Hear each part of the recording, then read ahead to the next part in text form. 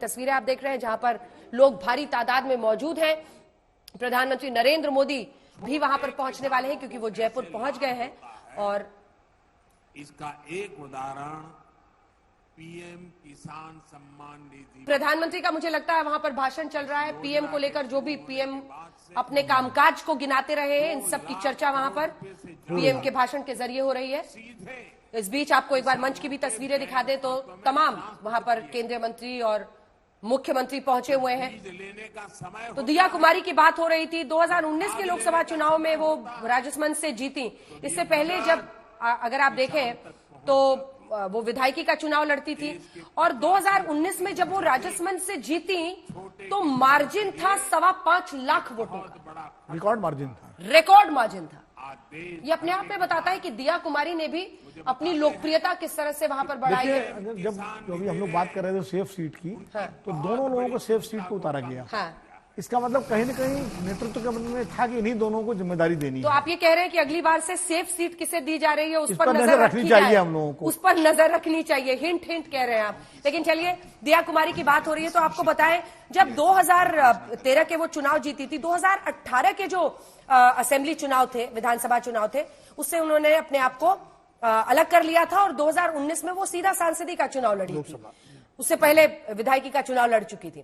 अच्छा, अब उस पर आइए तो रिकॉर्ड जीत उन्होंने 5.25 लाख की, जिसके साथ वो 5,51,000 वोट, मतलब जैसा लग रहा था कि कोई शुभ नंबर के साथ वो वहां से जीती थी। मार्जिन था इतना। तो इससे आप अंदाजा लगा सकते हैं उनकी लोकप्रियता का।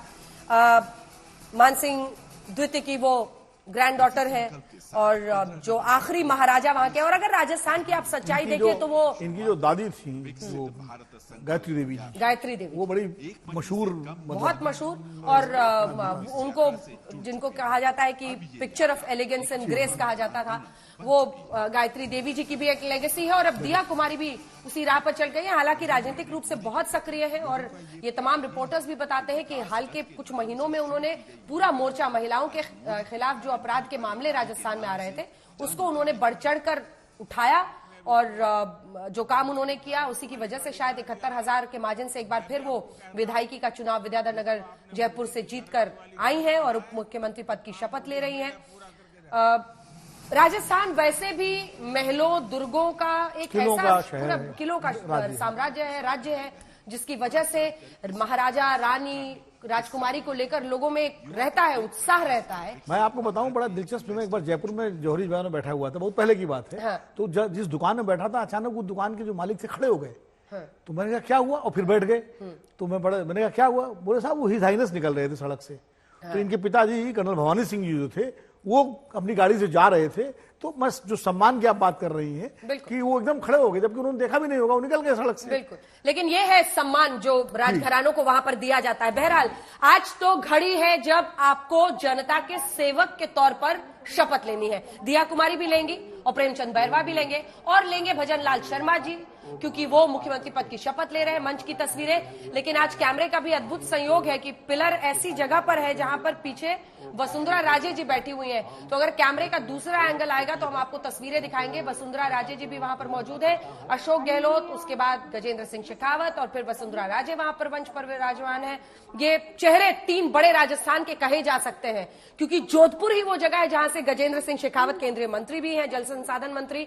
अशोक गहलोत जो पूर्व मुख्यमंत्री अभी हुए हैं, वो भी जोधपुर की ही सरदारपुरा सीट से लड़ते हैं। अच्छा, जोधपुर सांसदी में वैभव गहलोत, उनके सुपुत्र को ही हराकर गजेंद्र सिंह शेखावत जीत कर आए हैं। और फिर वसुंधरा राजे हैं जिनको झालरापाटन से भी अच्छी जीत मिली, लगभग अगर मैं सही हूं 58,000 के वोटों से वो भी वहां पर जीती हैं। उनकी भी लोकप्रियता अपनी सीट पर बरकरार है, लेकिन सत्ता का हस्तांतरण हो रहा है। और आज भजन लाल शर्मा पहले बार के विधायक को एक बड़ी जिम्मेदारी भारतीय जनता पार्टी दे रही है।